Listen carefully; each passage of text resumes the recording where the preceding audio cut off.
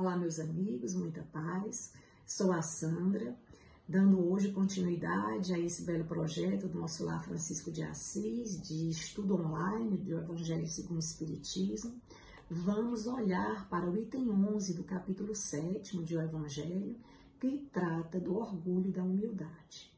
Antes eu diria que é muito frequente nós mencionarmos e nos referirmos aos nossos inimigos externos, exteriores, como fonte de perturbação que opera no nosso prejuízo, quando na verdade já se faz urgente que olhemos para dentro de nós, a fim de descobrir os adversários mais difíceis, que são aqueles dos quais não conseguimos nos afastar facilmente, porque residem no cerne de nós mesmos, no cerne da alma.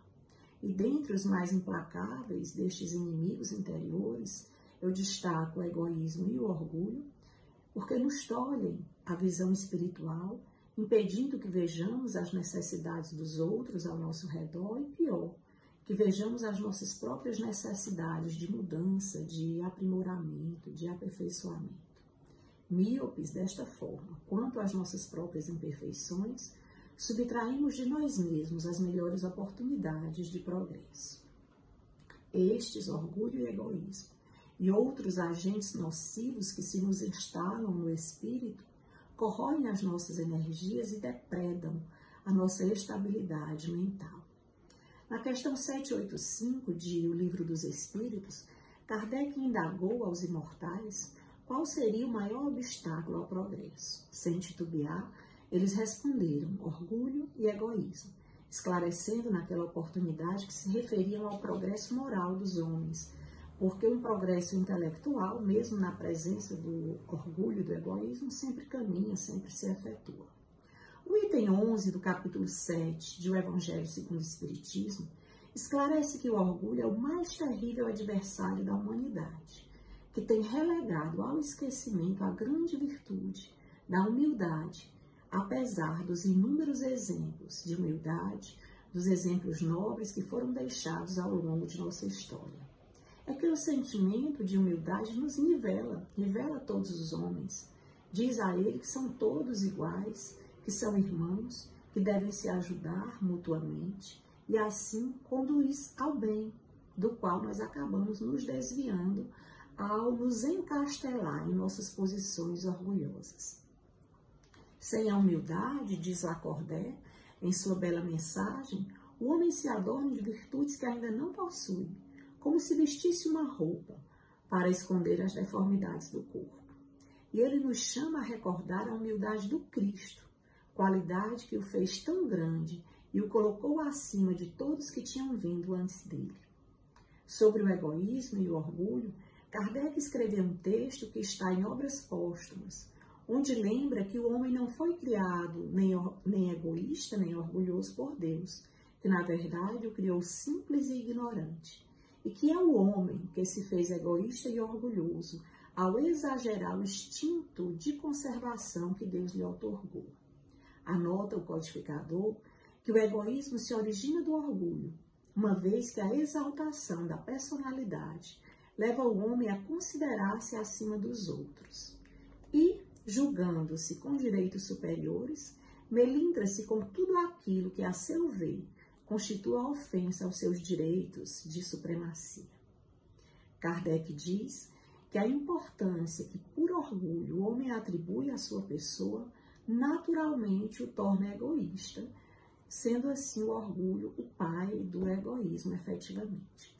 Voltando à mensagem do item 11 de Lacordaire, eu lerei um trecho que acho bastante ilustrativo sobre o tema, onde ele diz: rico, enquanto dormes sob teus tetos dourados ao abrigo do frio, não sabe que milhares de teus irmãos iguais a ti estão estirados sobre a palha? O infeliz que sofre de fome não é teu igual? A essas palavras teu orgulho se revolta, bem eu sei. Consentirás em lhes dar a esmola, mas ali apertar a mão fraternalmente jamais. Que, dizes, eu, descendente de um sangue nobre, grande da terra, seria igual a esse miserável esfarrapado? Se fôssemos iguais, Por que Deus o teria colocado tão baixo e eu tão alto? É verdade que o vosso vestuário, diz Lacordaire, não se assemelha em quase nada, mas dele, despojados ambos, que diferença haveria entre vós? A nobreza do sangue, dirás. Mas a química não encontrou diferença entre o sangue do grande senhor e o do plebeu, entre o do senhor e o do escravo. Quem te diz que tu também não foste miserável e infeliz como ele, que não pediste esmola, que não a pedirás um dia àquele que desprezas hoje? As riquezas seriam eternas? Elas não se acabam com esse corpo, envoltório perecível do teu espírito? Volta-te humildemente sobre ti. Lança, enfim, os olhos sobre a realidade das coisas deste mundo, sobre o que verdadeiramente faz a grandeza e a inferioridade em cada um de nós. Pensa que a morte não te poupará mais que a um outro, que os títulos não te preservarão dela, que ela pode te atingir amanhã, hoje, em uma hora. E se tu te escondes no teu orgulho, então eu te lastimo, porque serás digno de piedade. Orgulhosos, que éreis antes de serdes nobres e poderosos? Talvez estivesseis mais baixo que o último dos vossos criados.